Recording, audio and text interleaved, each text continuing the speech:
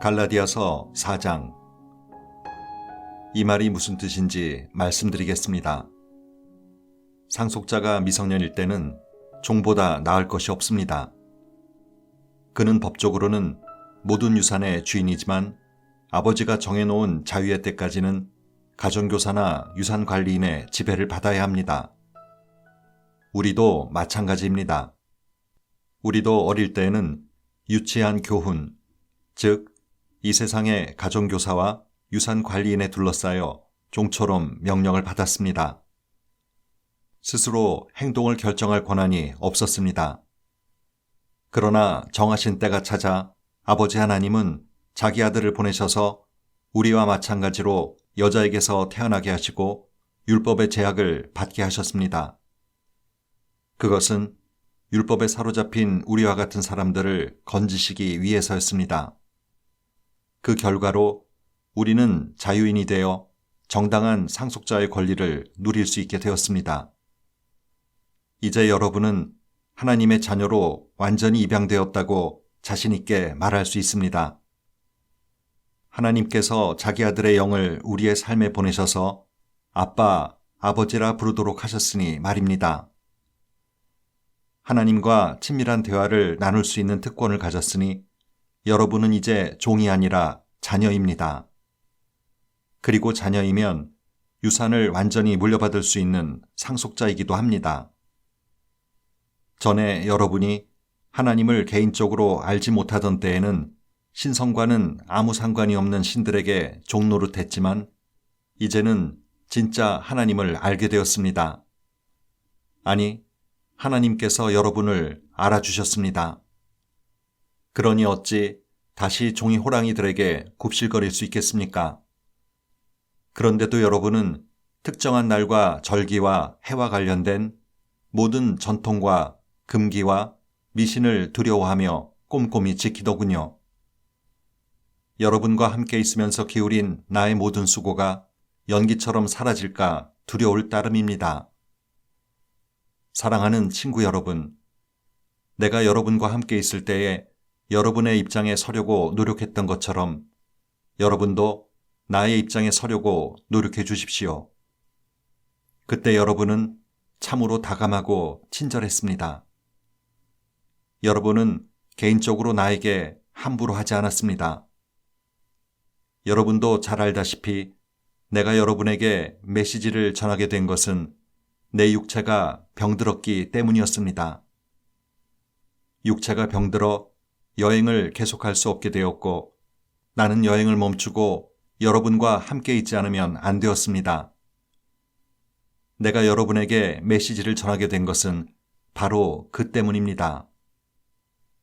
아픈 손님을 맞이하는 것만큼 골치 아픈 일도 없을 것입니다. 그런데도 여러분은 하나님의 천사를 대하듯 나를 대했습니다. 여러분은 마치 예수께서 친히 여러분을 방문하시기라도 한 것처럼 나를 대하면서 예수를 대하듯 했습니다. 그런데 여러분은 그런 사실을 까마득히 잊었습니까?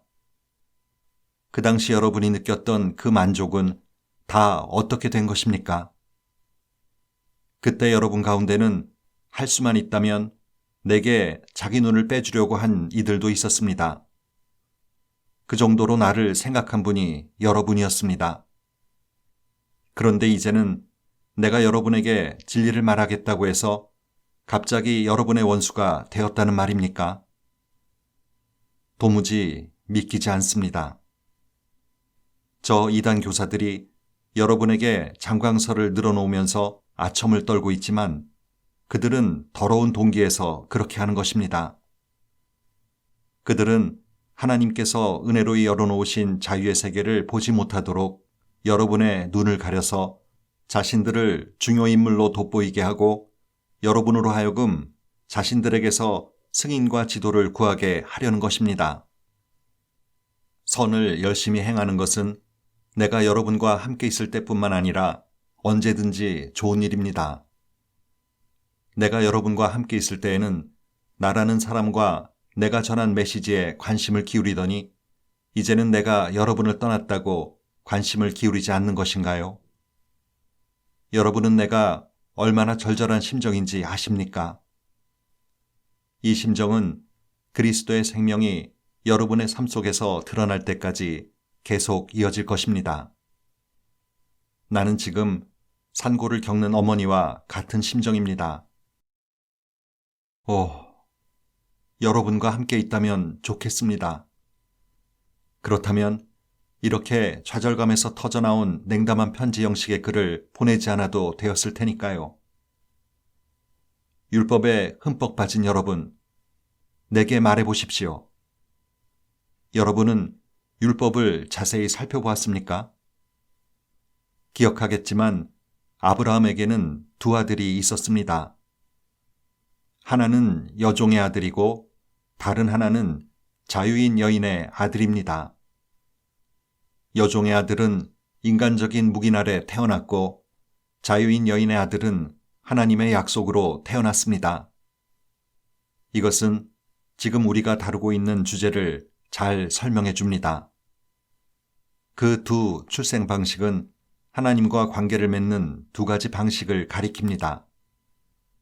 그 중 하나는 아라비아의 시내산에서 생겨난 방식입니다. 그것은 지금도 예루살렘에서 계속되고 있는 것과 일치하는 삶, 곧 끊임없이 종을 만들어내는 종의 삶입니다. 바로 하갈의 방식입니다. 반면에 우리 눈에 보이지 않는 예루살렘, 곧 자유로운 예루살렘이 있는데 그 예루살렘이 바로 우리의 어머니입니다. 이는 다름 아닌 사라의 방식입니다.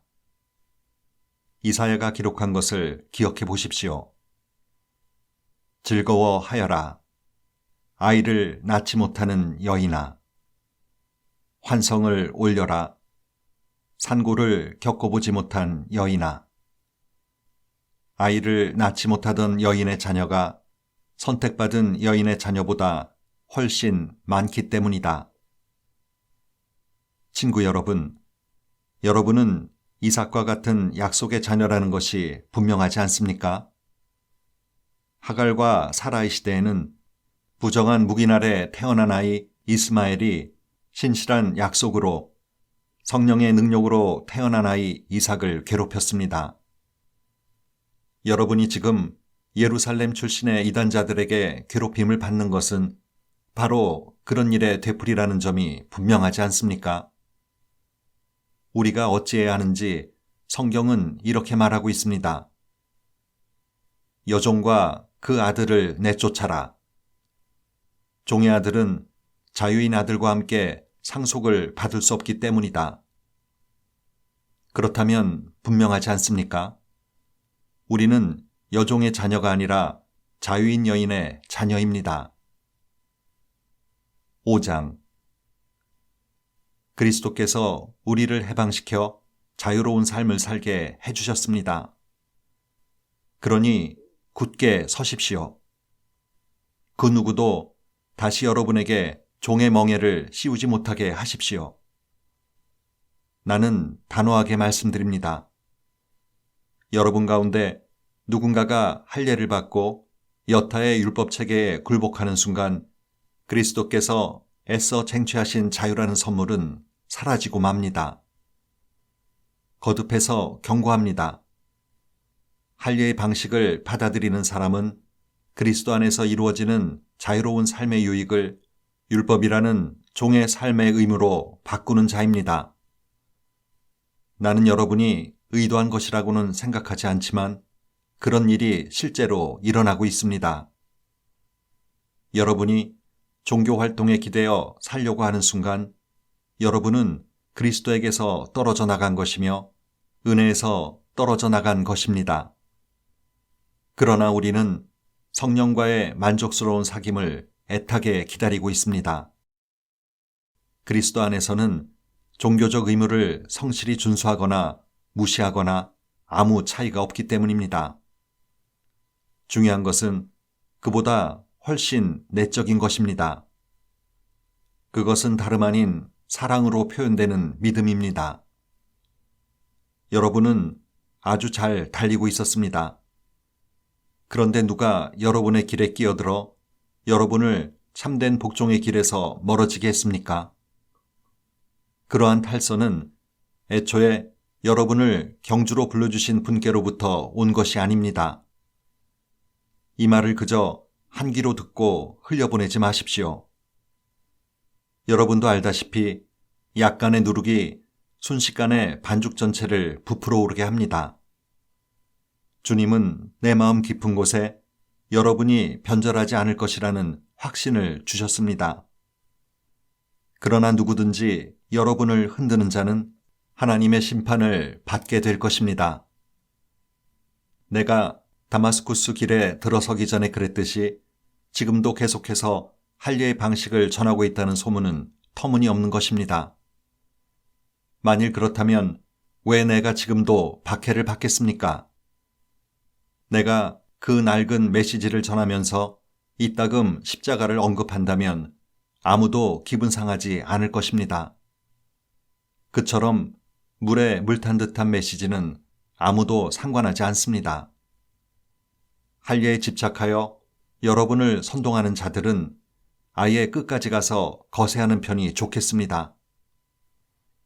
하나님께서 여러분을 자유로운 삶으로 부르셨다는 것은 틀림없는 사실입니다. 그러나 여러분은 그 자유를 방탕한 삶을 위한 구실로 삼지 마십시오. 여러분의 자유를 망치지 마십시오. 오히려 여러분의 자유를 사랑 안에서 서로 섬기는 일에 사용하십시오. 그것이야말로 자유가 자라는 길입니다. 우리가 하나님 말씀에 대해 아는 모든 것을 한 문장으로 요약하면 내 자신을 사랑하듯이 다른 사람을 사랑하라는 것입니다. 이것이야말로 참된 자유의 행위입니다. 여러분이 서로 물어뜯고 핥히면 얼마 못 가서 서로가 파멸할 것이니 조심하십시오. 만일 그렇게 된다면 여러분의 값진 자유가 설 자리가 어디에 있겠습니까? 내가 드리는 조언은 이러합니다. 자유롭게 살되 하나님의 영이 이끌고 북돋아 주시는 대로 사십시오. 그러면 여러분은 이기심이라는 욕망에 휘둘리지 않게 될 것입니다. 우리 안에는 죄스러운 이기심이 자리하고 있는데 그것은 자유로운 영을 거스릅니다. 자유로운 영은 이기심과 양립할 수 없습니다. 그 두 가지 생활 방식은 정반대입니다. 여러분은 그날 기분에 따라서 어떤 때는 이렇게 살고 어떤 때는 저렇게 살 수 없습니다. 성령이 이끄시는 삶을 선택하여 율법이 지배하는 변덕스런 욕망의 삶에서 빠져나오십시오. 여러분이 항상 자기 마음대로 살려고 할 때 여러분의 삶이 어떻게 될지는 아주 분명합니다.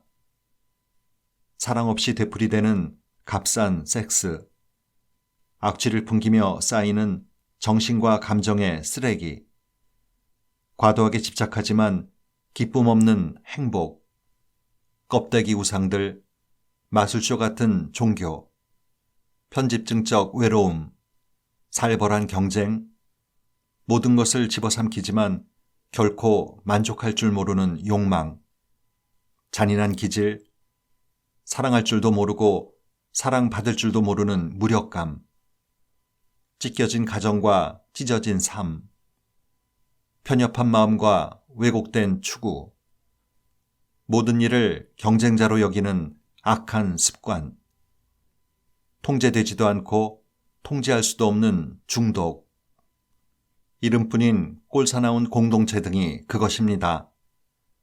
더 열거할 수도 있지만 그만하겠습니다. 여러분도 알다시피 내가 여러분에게 경고한 것이 이번이 처음은 아닙니다. 여러분이 자신의 자유를 그런 식으로 사용하면 여러분은 하나님 나라를 상속받지 못할 것입니다. 그러나 우리가 하나님의 방법대로 살면 어떤 일이 일어날까요? 과수원의 과일이 풍성히 맺히는 것처럼 하나님께서 우리의 삶에 여러 가지 선물, 다른 사람들에 대한 호의, 풍성한 삶, 고요함 같은 것들을 풍성히 주실 것입니다. 또한 우리는 끝까지 견디는 마음과 긍휼히 여기는 마음과 사물과 사람들 속에 기본적인 거룩함이 스며들어 있다는 확신을 갖게 될 것입니다. 우리는 충성스럽게 헌신하고 우리가 살아가는 방식을 강요하지 않으며 우리의 에너지를 슬기롭게 모으고 관리할 수 있을 것입니다. 율법주의는 이와 같은 삶을 자라게 하는데 아무 도움이 되지 않습니다. 그저 방해만 될 뿐입니다.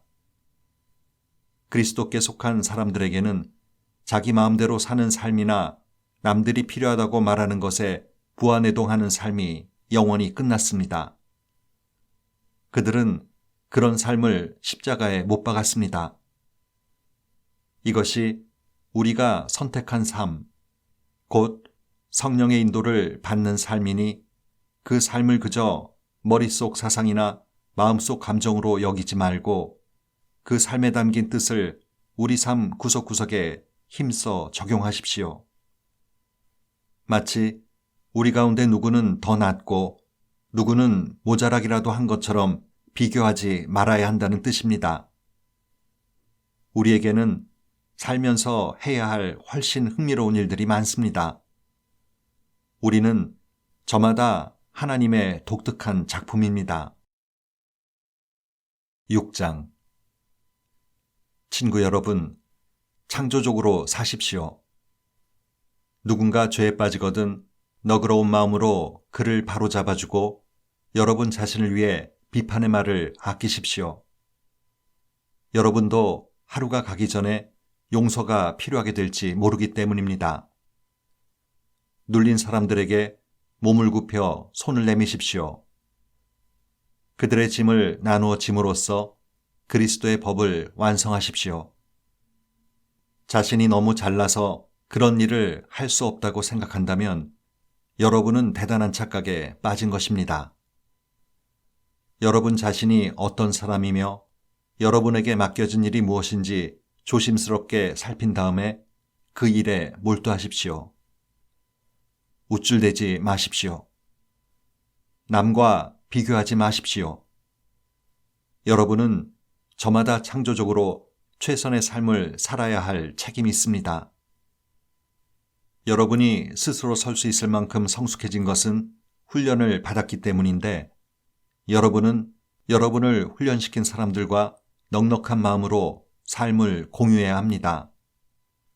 여러분이 소유한 것이든 경험한 것이든 온갖 좋은 것을 함께 나누어야 합니다. 착각하지 마십시오. 어느 누구도 하나님을 속일 수 없습니다. 사람은 심은 대로 거두게 마련입니다. 다른 사람의 사정은 아랑곳하지 않고 하나님을 무시하고 이기심을 심는 사람은 잡초를 거둘 것입니다. 그런 사람은 자기만을 위해 살면서 온통 잡초만 키워낼 것입니다.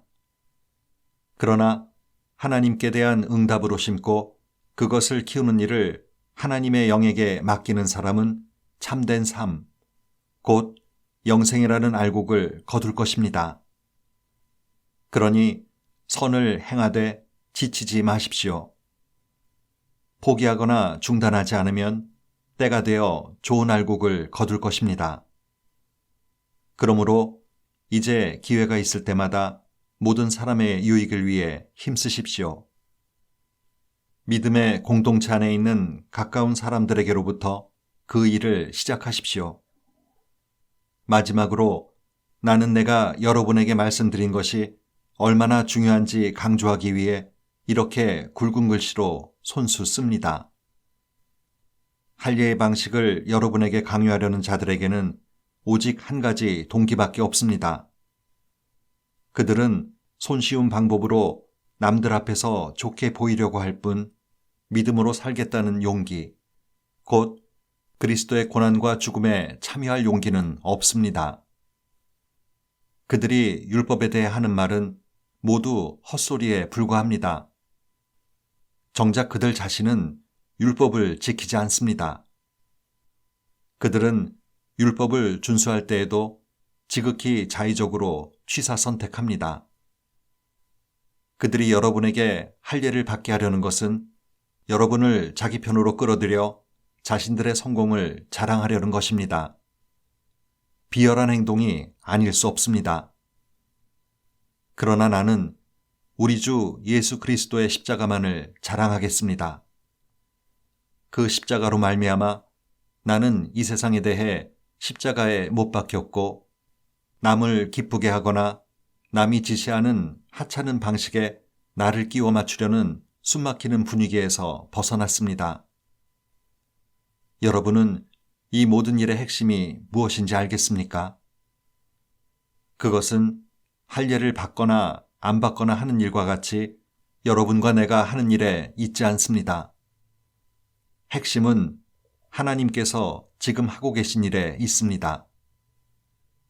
그분은 완전히 새로운 것, 곧 자유로운 삶을 창조하고 계십니다. 이 기준에 따라 사는 사람은 누구나 하나님의 참 이스라엘, 곧 하나님이 택하신 백성입니다. 이들에게 평화와 긍휼이 있기를 바랍니다.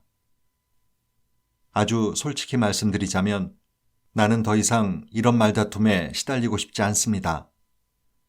내게는 해야 할 훨씬 중요한 일이 있습니다. 이 믿음으로 진지하게 사는 것입니다. 내 몸에는 예수를 섬기다가 얻은 상처 자국이 있습니다. 친구 여러분, 우리 주 예수 그리스도께서 값없이 주시는 은혜가 여러분 각 사람 깊은 곳에 있기를 바랍니다. 아멘.